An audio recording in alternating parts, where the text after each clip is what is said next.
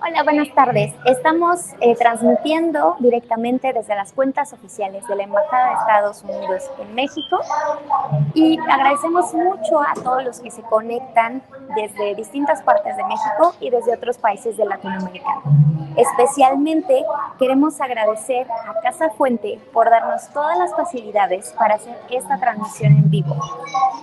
También queremos saludar a todos nuestros amigos que desde el interior de la República se están sumando a esta transmisión en los consulados de Ciudad Juárez, Hermosillo, Mérida, Monterrey, Guadalajara, Matamoros, Nogales, Nuevo Laredo y Tijuana.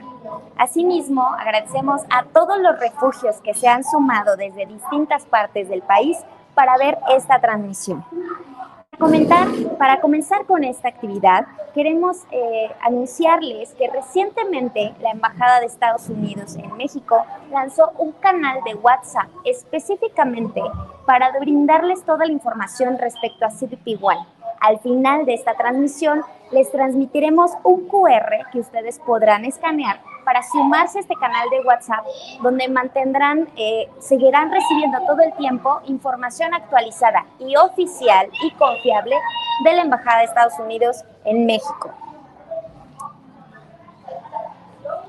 Ahora sí, les pedimos a todos nuestros amigos que están conectados a través de Facebook, YouTube o Twitter que preparen sus preguntas y nos las manden en el chat en cada plataforma para que Luis Miranda, que nos va a acompañar el día de hoy, nos ayude a responder todas y cada una de sus preguntas.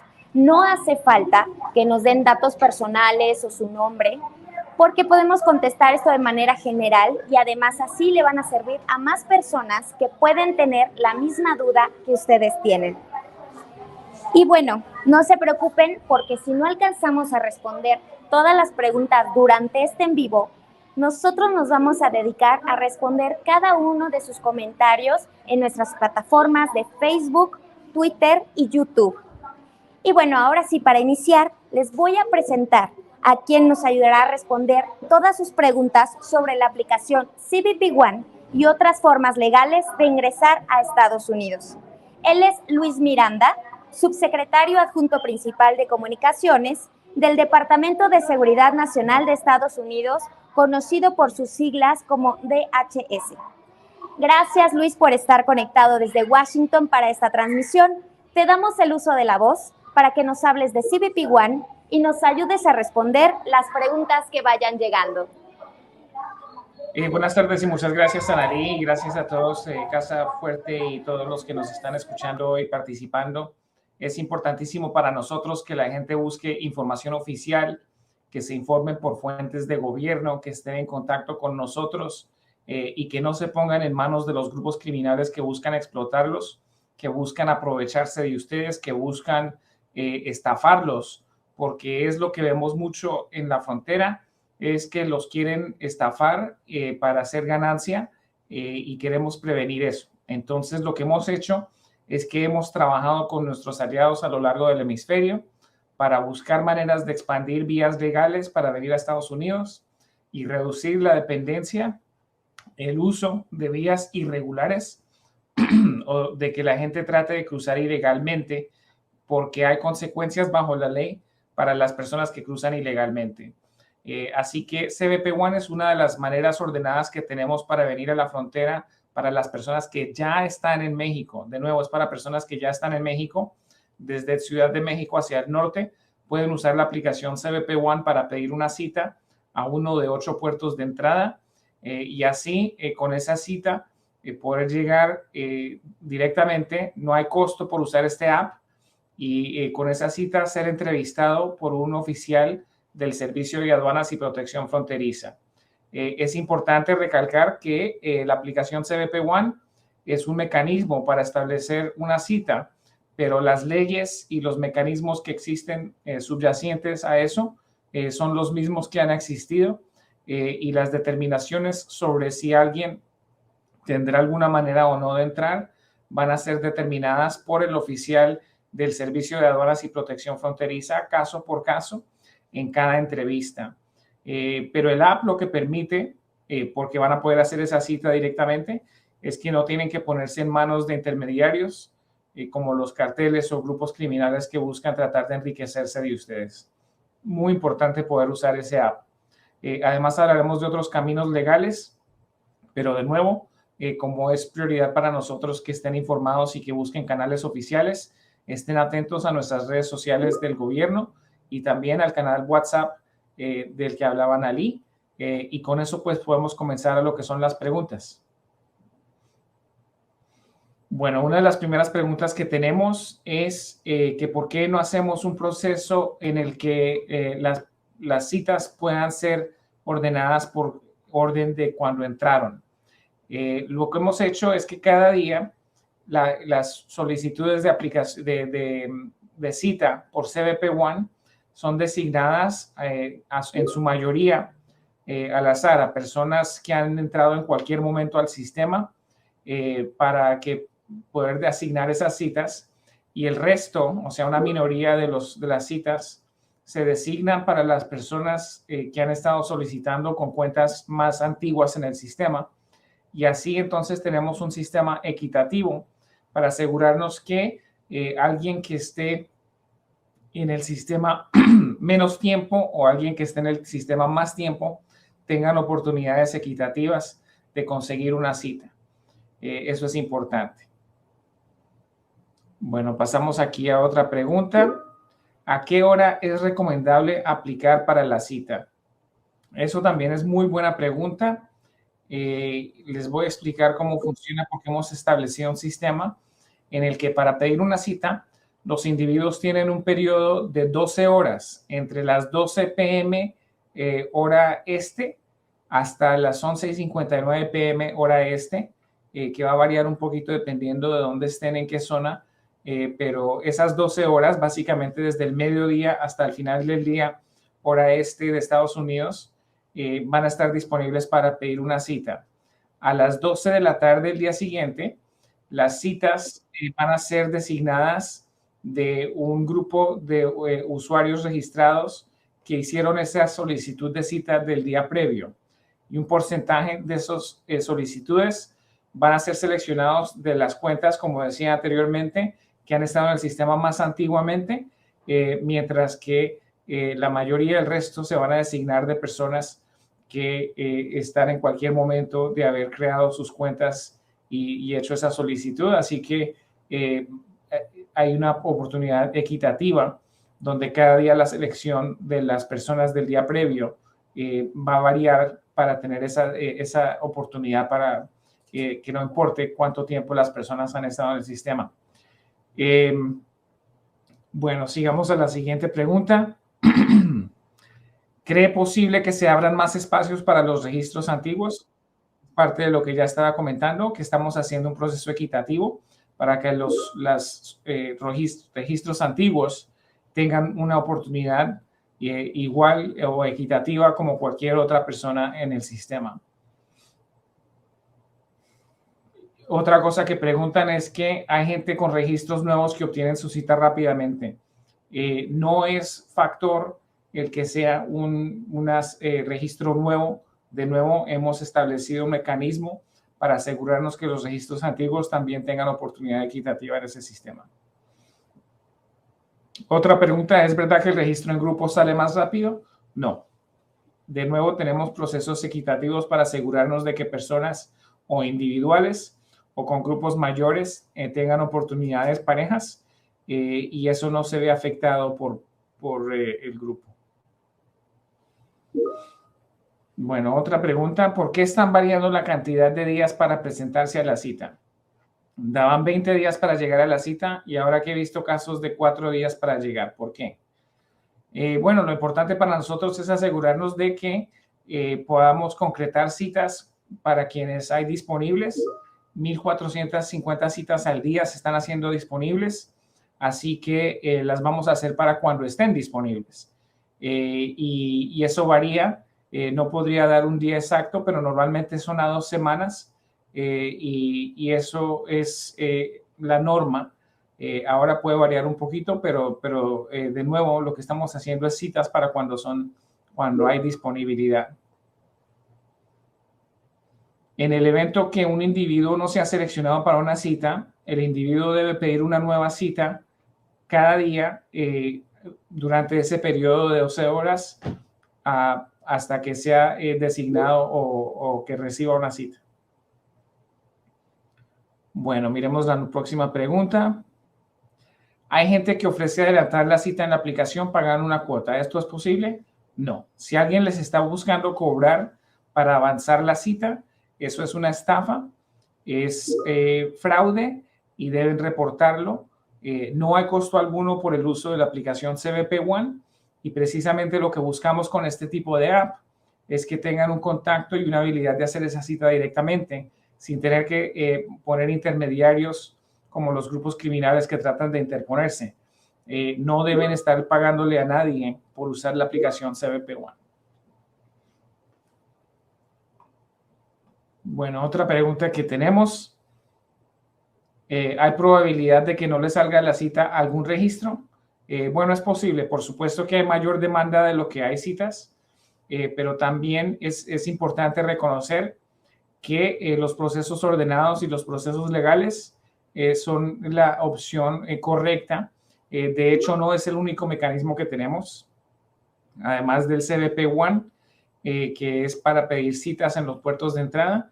También hemos expandido el número de visas.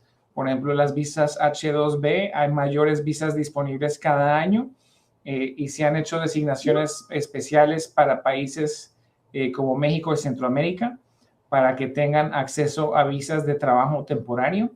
Eso es uno de los caminos legales.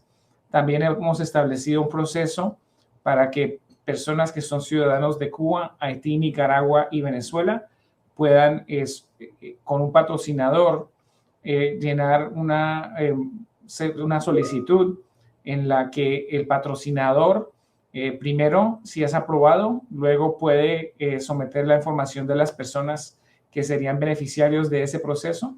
Y si se aprueban después de una investigación de sus antecedentes, entonces pueden recibir aprobación para viajar a Estados Unidos directamente. No tienen que estar en México para ese proceso.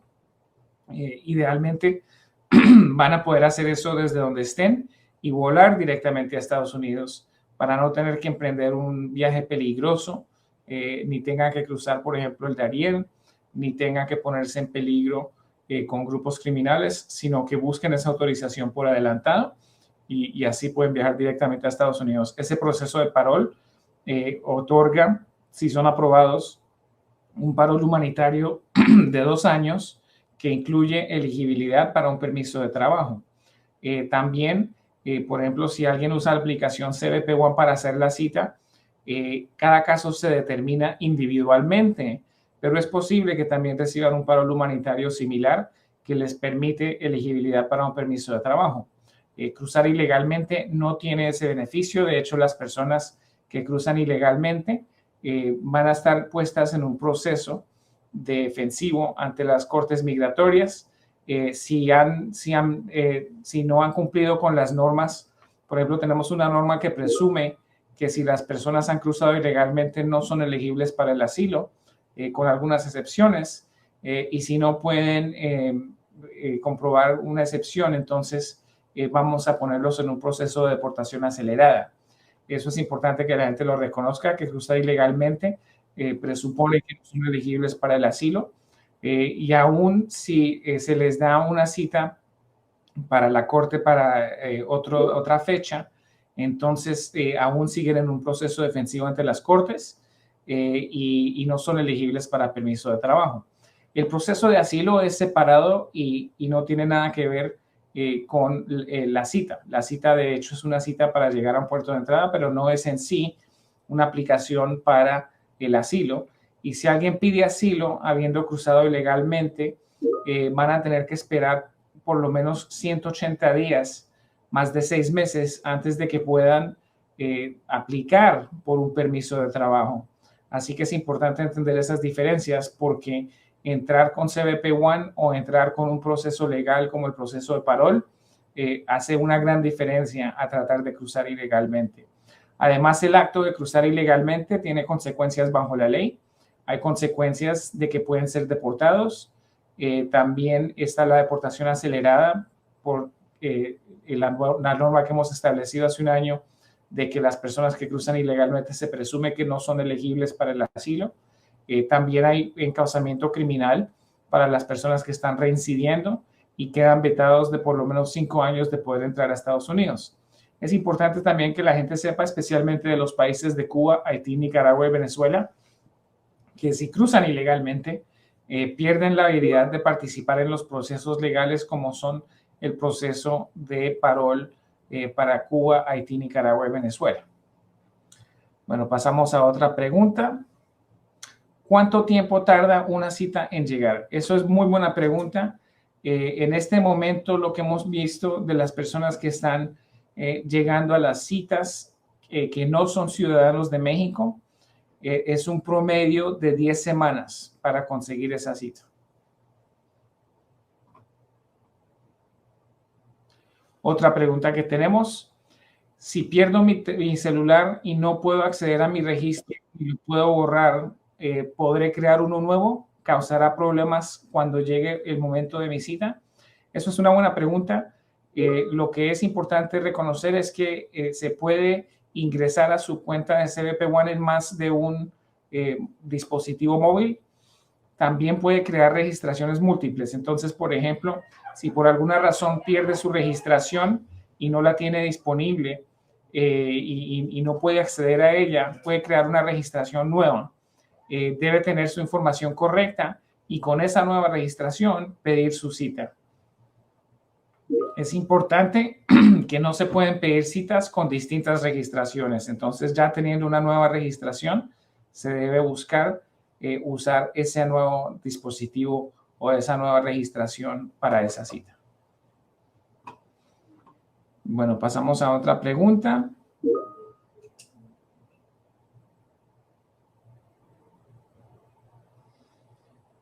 De nuevo, hay muchas personas que están preguntando, por ejemplo, que si es cierto que los registros antiguos salen por orden cronológico o que cuánto tiempo tarda. De nuevo, el promedio para personas que no son de México es de 10 semanas.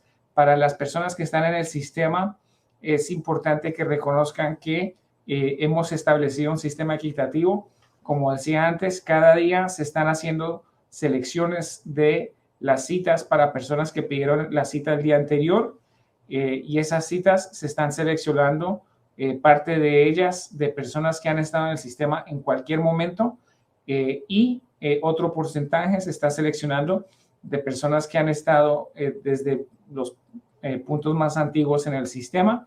Así que hay una manera equitativa cada día de que se esté seleccionando de personas que estén en el sistema o recientemente o desde hace mucho tiempo, y así asegurarnos de que no se pierdan esas registraciones antiguas y que podamos tener un sistema equitativo de esa manera.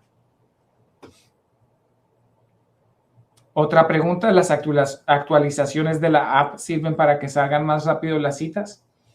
No necesariamente, pero las actualizaciones de la app son importantes para que se mantenga el sistema funcionando como debe y que puedan hacer los trámites que necesitan hacer si son aprobados para una cita y para conseguir la cita. Así que no afecta el tiempo, pero es importante que acepten esas actualizaciones cuando estén disponibles.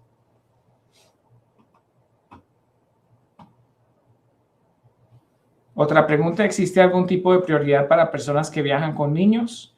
Y la respuesta para esto, para personas que viajan en grupos, es lo mismo que ya habíamos comentado, que hemos hecho el sistema para que permita que sea un proceso que tiene accesibilidad para personas que van individualmente o en grupos que pueden incluir niños sin que se favorezca ni el uno ni el otro y que sea algo equitativo.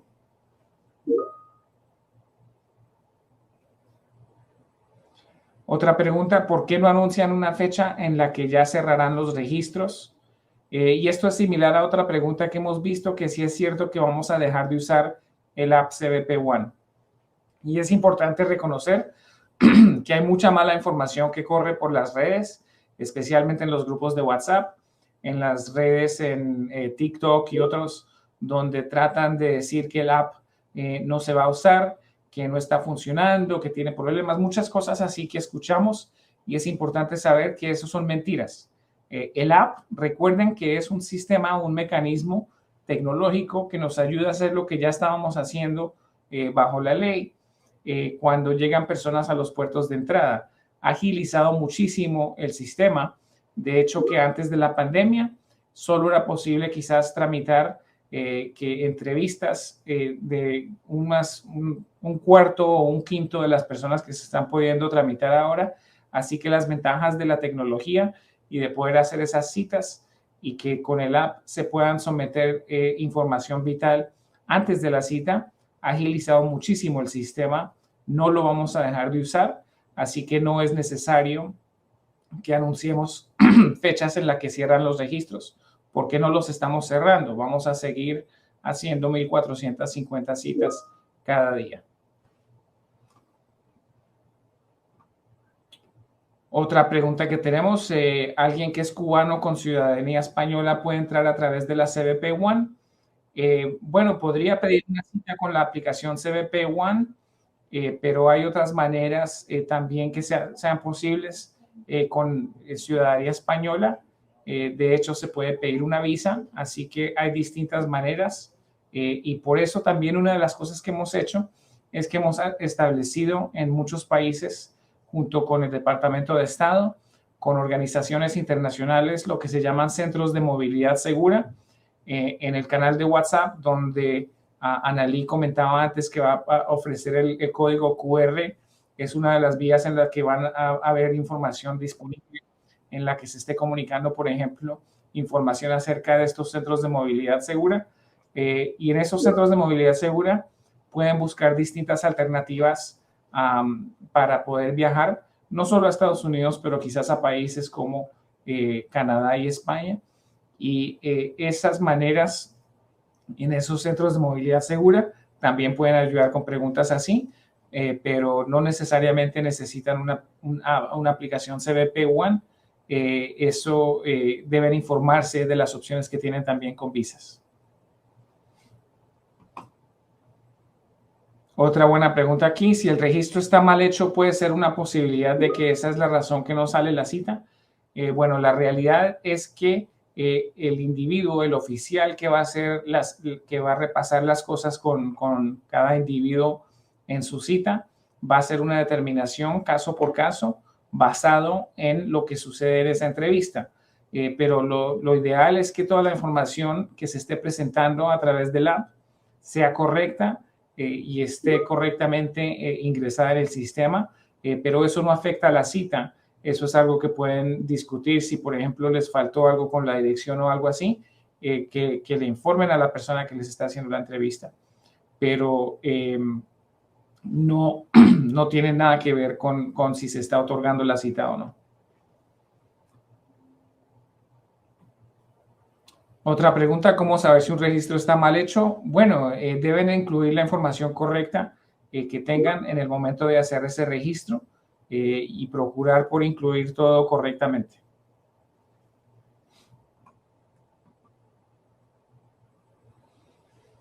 Otra pregunta aquí, ¿qué pasa cuando ya ha estado en los Estados Unidos y sale del país voluntario y vuelve a entrar con la cita? Bueno, eso puede cambiar la dinámica muchísimo porque las personas que ya están en Estados Unidos puede ser que estén aquí dependiendo de cómo han llegado y cómo están, en qué tipo de estatus, van a tener distintas limitaciones y en muchos casos van a tener que pedir permiso para salir si es necesario. Entonces tienen que tramitar eso y tienen que averiguarlo basado en su caso particular. No puedo decir una respuesta que sea amplia porque va a variar por la diferencia entre estatus. Pero típicamente, si alguien sale de los Estados Unidos, entonces puede ser que tenga que volver a comenzar el proceso porque estuvo aquí y se fue.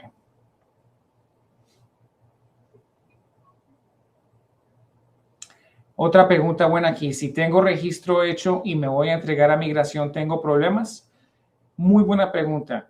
Eso de entregarse a migración es algo que tratan de convencer los grupos criminales y otros que, mira, cruza ilegalmente y se entregan a migración. Pero ese primer paso es el problema, que para entregarse están ya cruzando sin inspección, lo que se llama sin inspección, sin ir a un puerto de entrada, han tenido que cruzar ilegalmente. Y al haber cruzado ilegalmente ya los pone en un proceso defensivo porque han cometido una violación de ley de migración de los Estados Unidos por haber cruzado ilegalmente. Entonces, siempre va a haber un problema, digamos, si están en esa violación de ley. Y además de los peligros que existen, porque para cruzar ilegalmente los métodos no son fáciles. A veces el río, por ejemplo, se ve tranquilo, pero la corriente es bastante fuerte y se lleva muchísima gente. Ayer estábamos viendo un artículo de Texas donde hay tantos casos de personas que se han ahogado, que se les está agotando el espacio de los refrigeradores para los cadáveres que han recuperado. Eso es un peligro, que la gente no se da cuenta que la corriente por debajo del agua es mucho más fuerte a lo que se ve en la superficie y se ven llevados por la corriente, resultan ahogados. Hacemos lo posible por rescatar a personas que vemos en esas situaciones, pero no siempre es posible. Así que es importante entender que no es que se entreguen a autoridades, es que cruzan ilegalmente poniendo sus vidas en peligro cuando en ese proceso, antes de estar en una posición para entregarse. Entonces, eso es problemático en sí, y además de que al entregarse por haber cruzado ilegalmente, entonces ya aplican esas consecuencias bajo la ley. Las consecuencias por cruzar ilegalmente, aun si se entregan a la patrulla fronteriza, es consecuencias como la deportación, el haber cruzado ilegalmente de nuevo, vamos a presumir que no son elegibles para el asilo, y también está la consecuencia de encauzamiento criminal para personas que están reincidiendo. Bueno, otra buena pregunta aquí. Si tengo o tuve visa, ¿puedo aplicar al proceso de asilo con CBP? Esta pregunta es buena por dos niveles. Primero, si ustedes ya tienen una visa, usen esa visa y úsenla correctamente. No usen el proceso de la aplicación CBP One. Si tuvieron visa anteriormente, también otra de las cosas que pueden hacer es volver a solicitar una renovación o actualización de esa visa, y eso se hace a través de los consulados. Es importante que busquen información con el Departamento de Estado acerca de eso, y puede ser una alternativa mejor. Los centros de movilidad segura quizás también puedan asesorar al respecto. La otra parte de la pregunta que es buena analizar aquí, ¿puedo aplicar al proceso de asilo con CBP? Es importante reconocer que la app CBP One no es en sí una aplicación de asilo. El app CBP One únicamente lo que hace es que permite una cita para llegar a un puerto de entrada y tener entrevista con un oficial del Servicio de Aduanas y Protección Fronteriza. Eso es importante porque aun si hay una determinación que resulta en que la persona pueda ingresar a Estados Unidos, van a estar en un proceso también en el que se van a tener que reportar a las cortes porque no han conseguido un estatus permanente de inmigración de ninguna manera, pero van a tener también posibilidad de que el oficial, en su determinación caso por caso, puede ser que también haya otorgado un parol humanitario que les permita tener elegibilidad para permiso de trabajo durante 2 años. Eso es posible, no es garantizado. El proceso de asilo es separado. Ya estando en Estados Unidos, cualquier persona que esté en Estados Unidos puede pedir asilo, pero el proceso de asilo es separado y es un proceso que se distingue, por ejemplo, si hay un parol humanitario, por ejemplo, la persona ya puede ser elegible para un permiso de trabajo. Si la persona llega legalmente o a través de las aplicaciones CBP One para pedir cita, o incluso se han cruzado ilegalmente y piden asilo, el proceso de asilo es distinto y es un proceso en el que tarda por lo menos 180 días antes de que puedan tener elegibilidad para un permiso de trabajo. Y otra cosa que es importante que la gente sepa es que el proceso de asilo es para personas que sufren persecución personal y directa basada en categorías protegidas muy específicas. Las personas que están cruzando simplemente o únicamente por razones económicas, por ejemplo, no van a calificar para el asilo y de hecho históricamente solo un 20% de las personas que piden asilo lo han obtenido. Entonces, el porcentaje de personas que están cruzando pensando que pueden pedir asilo, pero el asilo lo piden pensando que por razones económicas va a ser suficiente. Eso no es para lo que existe el asilo. El asilo existe para personas que sufren persecución directamente por ciertas categorías protegidas. Bueno, seguimos a otra pregunta. ¿Es cierto que hay cocodrilos en el río Bravo para impedir que los migrantes crucen? Eso también es muy buena pregunta. Los cocodrilos del río Bravo están ahí desde hace mucho tiempo. No es algo que exista por razones de ley ni de migración. Los cocodrilos, los alacranes, de hecho, que existen en esa zona del país, existen en una región bastante amplia del país y han estado ahí muchísimo tiempo. Sí hay algunos, pero no es que estén ahí para impedir a que crucen los migrantes, sino que ahí viven. Y de nuevo es uno de los peligros que existen, pero no por ende de gobiernos, sino por ende de la naturaleza que ahí los puso.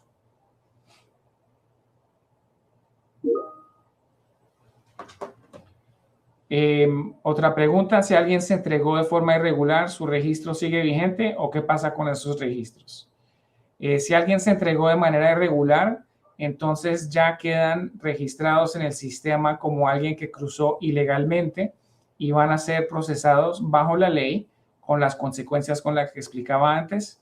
De nuevo, el cruzar ilegalmente significa que pierden elegibilidad para procesos como el proceso de parol, que están en un proceso defensivo de deportación y que se presume que no son elegibles para el asilo, con algunas excepciones. Bueno, otra pregunta aquí que tenemos. Mi pregunta es, ¿cambiar de puerto todo el tiempo influye sobre el tiempo de espera? No. La realidad de cambiar de puerto realmente no va a impactar. Las 1.400 citas diarias se distribuyen en los puertos, pero realmente eso no es factor. Y otra pregunta, ¿cuánto es el porcentaje de citas para las registraciones antiguas?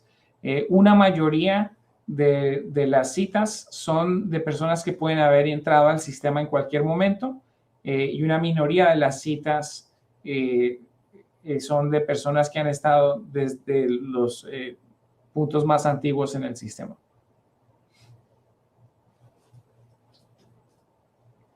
Otra buena pregunta aquí. ¿Una persona que estuvo detenida en México le afecta para la entrada a los Estados Unidos? Bueno, eso es algo que se va a determinar por cada oficial del Servicio de Aduanas y Protección Fronteriza. Puede variar por muchas razones qué tipo de detención, qué fue lo que sucedió. Eso todo es parte del análisis que hacen los funcionarios del Departamento del Servicio de Aduanas y Protección Fronteriza. No les podría decir nada ampliamente porque cada caso es particular y lo van a analizar por sus puntos individuales. Otra pregunta muy buena aquí, ¿los que entran con cita de CBP One pueden optar al TPS? Eso es una muy buena pregunta. El TPS, cuando se ha designado para distintas poblaciones, por ejemplo, el TPS existe ahora para más de una docena de países, donde por distintas razones está el TPS o una protección temporaria. TPS significa estatus de protección temporaria. Y esa designación solo afecta a las personas que estaban ya dentro de Estados Unidos en el momento en que se hizo esa designación. Así que alguien que llega hoy por cita del CBP One o de cualquier otra manera no califica y no va a poder participar en el TPS que ya fue designado. Otra pregunta aquí, ¿es cierto que los iPhone no sirven para pedir cita? No, eso no es cierto. El app CBP One está disponible para dispositivos tanto de iPhone como que usan el sistema Android. Para ambos es gratis, no hay costo por usarlo y es importante que la gente no se deje estafar de personas que les quieren cobrar para ayudarles a usar el proceso o que les digan que pueden acelerar ese proceso. y está disponible tanto en Android como en iPhone. Otra pregunta aquí importante. ¿Es cierto que la frontera cerrará en el 2025? Eso es una muy buena pregunta. Es importante recordar que la frontera es una entidad dinámica. Todos los días por la frontera hay turismo, hay comercio, hay personas que viven en un lado de la frontera, pero estudian o trabajan al otro. Y ese movimiento sucede todos los días a lo largo de la frontera, tanto con México como con Canadá. Eso es algo que procuramos mantener abierto porque es importante para las economías locales y nacionales. Cuando se habla de cerrar la frontera, es importante entender que la frontera de Estados Unidos jamás, especialmente en lo que son los 20 años que ha existido el Departamento de Seguridad Nacional, DHS, por sus siglas en inglés, las fronteras no han estado abiertas a la migración ilegal o migración irregular, y de hecho siempre han existido consecuencias para las personas que cruzan ilegalmente. De hecho, este último año, desde el 12 de mayo del 2023, hemos deportado a más de 600,000 personas que han cruzado ilegalmente, y durante los últimos 3 años se ha deportado ya o removido o retornado a una mayoría de las personas que han cruzado ilegalmente. Entonces, la frontera no está abierta a la migración ilegal. Y en algunos casos hemos tenido a veces que cerrar ciertos puentes o ciertos puntos de comercio legítimo debido a que hay demandas sobre el personal por la migración irregular, y eso es algo que procuramos reducir, pero es para que se mantenga el flujo de comercio, turismo, viaje legítimo y legal. Eso es separado, pero es importante que los rumores de que dicen van a cerrar la frontera y ya no van a poder entrar, así que este es el momento de cruzar ilegalmente. Eso es algo que vemos que la gente dice, específicamente los grupos criminales, para tratar de convencer a la gente que ahora es el momento de cruzar, y eso es falso. No hay momento de cruzar ilegalmente que no sea una violación de la ley, y por eso lo que queremos que la gente haga es que se informe sobre los procesos legales, sobre los procesos ordenados, sobre las vías como las visas de trabajo temporario o los procesos de parol humanitario para los grupos como de Cuba, Haití, Nicaragua y Venezuela, o que usen el app CBP One para pedir una cita, porque al momento de que cruzan ilegalmente están ya sujetos a lo que son las consecuencias bajo la ley por haber cruzado ilegalmente. Así que agradezco esa pregunta. Otra pregunta aquí buena. ¿Qué estatus están dando el día de la cita en la frontera I-94 o I-220A? Eso es una muy buena pregunta. El I-94 es un tipo de entrada que se otorga para personas que están viajando con visas temporarias y no es típicamente lo que se da en la frontera. En la frontera, cada funcionario de Servicio de Aduanas y Protección Fronteriza está haciendo una determinación de cada caso individual, y si la persona sale, la persona se hace alguna determinación que les permite entrar. Es posible que tengan un parol humanitario, pero por haber entrado, igual van a tener que presentarse ante las cortes, van a recibir lo que se llama un notice to appear, o sea, que están siendo notificados de que tienen que presentarse ante las cortes, pero es posible que también tengan un parol humanitario que les permite elegibilidad para un trabajo. Eso es con la cita. Si cruzan ilegalmente, entonces no van a ser elegibles para permiso de trabajo, están en un proceso de deportación, puede ser que sea un proceso acelerado, lo que llamamos expedited removal o proceso de deportación acelerada, o si se les da una noticia para venir a la corte, van a estar con un tipo de estatus más similar al del I-220 que preguntan, que quiere decir que no tienen estatus legal. Eso es particularmente importante que la gente lo reconozca, que cruzar ilegalmente trae esas consecuencias. Bueno, pasamos a otra pregunta. Si tengo mi registro y los que estaban conmigo se entregaron ilegal, ¿puedo seguir pidiendo cita por ese registro y aceptarla sin problema?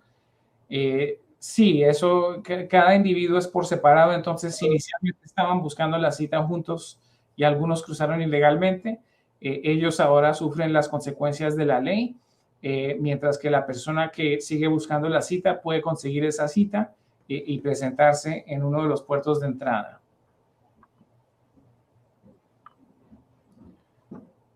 Bueno, tenemos otra pregunta aquí. ¿Los deportados pueden pedir cita?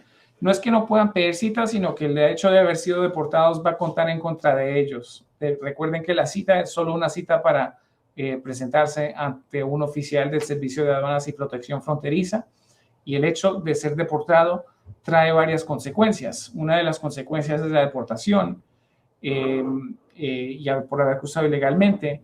Otra consecuencia de cruzar ilegalmente es quedar vetado de entrar a los Estados Unidos de cualquier manera por 5 años o más, dependiendo de cuántas veces hayan sido deportados, puede aumentar eso. Y eso significa que, aunque se presenten, puede ser que no les van a permitir entrar porque han estado ya vetados por haber cruzado ilegalmente.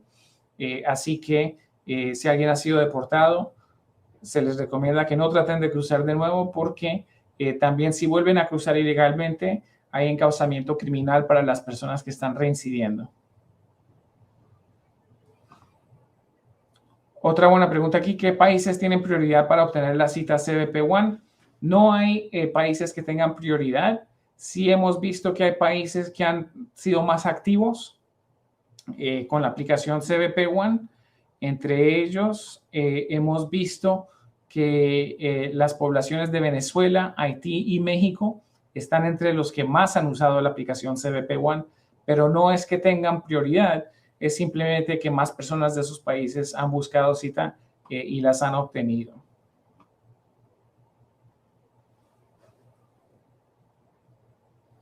Otra pregunta, ¿qué está pasando con la aplicación? A muchos no nos abre y nos manda al inicio.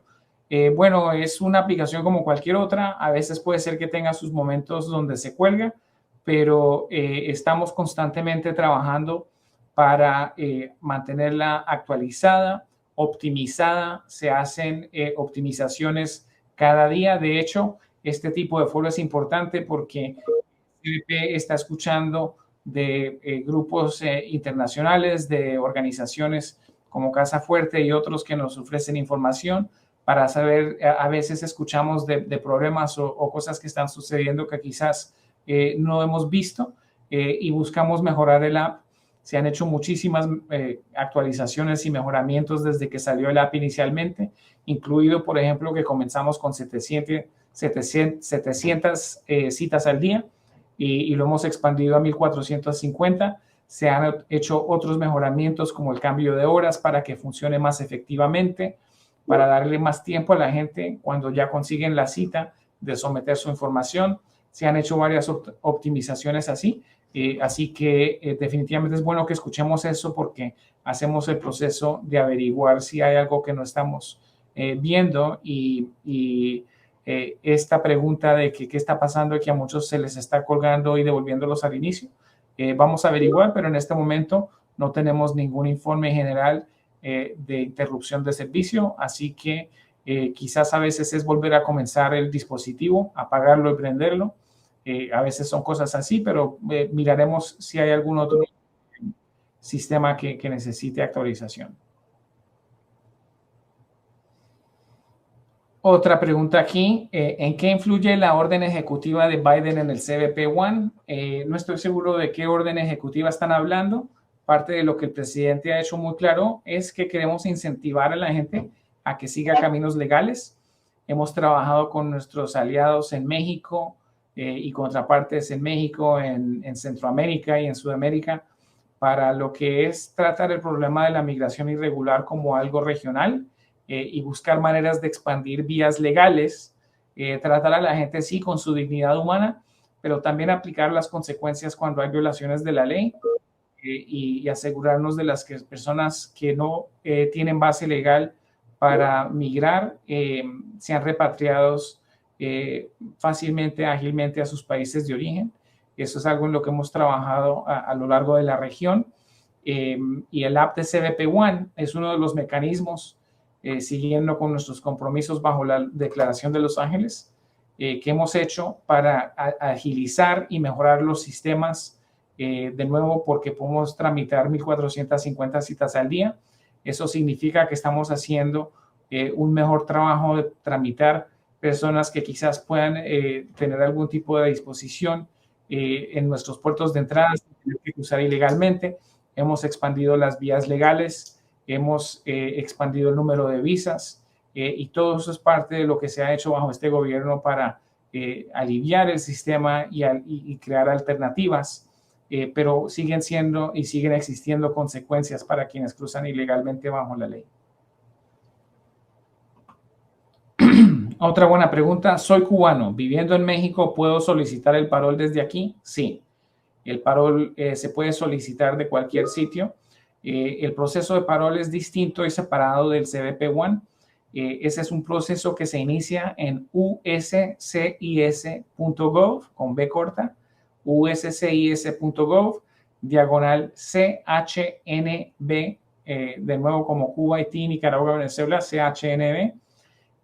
Ese sitio web en uscis.gov permite que un patrocinador comience una solicitud en lo que se llama la I-130, donde confirman y ofrecen la información necesaria para verificar que puedan patrocinar a personas de estos 4 países para venir a Estados Unidos. Si son aprobados, entonces los posibles beneficiarios entonces someten toda su información y se hace una investigación de antecedentes y se hace lo necesario para ver si se les puede otorgar un permiso de viaje, lo que llamamos permiso de viaje por adelantado, y con eso entonces pueden viajar a Estados Unidos, donde en los aeropuertos las personas, los oficiales de aduanas y protección fronteriza hacen esa determinación final, y ese proceso se puede iniciar de donde estén las personas. Entonces, si alguien es cubano y está viviendo en México, puede aprovechar ese proceso, y de nuevo ese proceso de parol humanitario, si se aprueba el patrocinador y si se aprueban los beneficiarios, viene con un parol humanitario que incluye elegibilidad para permiso de trabajo por 2 años.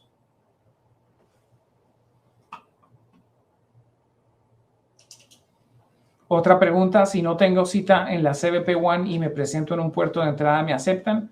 También muy buena pregunta. Es importante reconocer que la cita con la CBP One es un proceso ágil y beneficioso, porque si llegan sin cita, no es que no los puedan entrevistar, pero que bajo la norma que establecimos hace un año, llegar sin autorización presume que no son elegibles. Entonces pueden ser entrevistados, pero reduce las posibilidades de algunos de estos procesos que hemos hablado, y por eso es tan importante que hemos establecido la cita, porque sin la cita estábamos tramitando un cuarto o un quinto de las personas que se pueden ver en los puertos de entrada. Esto nos da un orden mucho más fácil, nos permite programar y planear, tener el personal necesario, y por eso instamos a la gente a que use los procesos ordenados como son las citas por la CBP One. Otra pregunta: en caso de no ser elegido para ingresar a Estados Unidos, ¿puede solicitar ser deportado a su país? Bueno, eso no es algo que se solicita. De hecho, cuando se llega a la cita, no ha sido admitido a Estados Unidos, entonces no necesariamente sería deportado si se le niega ingresar. Eso no es algo que funciona de esa manera, pero alguien que no está admitido y que cruza ilegalmente puede ser deportado a su país. Y bueno, con eso estamos llegando al final de la hora. Entonces, Analí y mis colegas del Departamento de Estado, creo que debemos concluir.